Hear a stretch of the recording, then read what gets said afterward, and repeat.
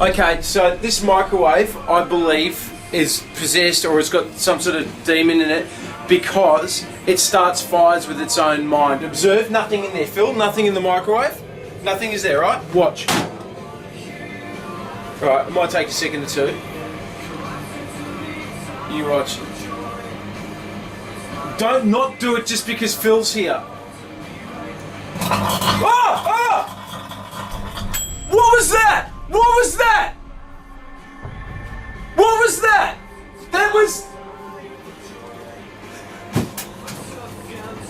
Bang! Bad microwave!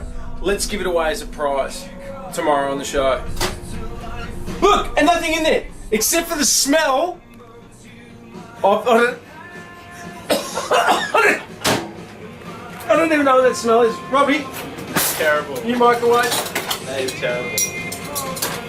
I'm just going to put some cutlery in there to see if that fixes it. Does that fix it, Robbie, if I put some spoons in there? It might blow it away. Right.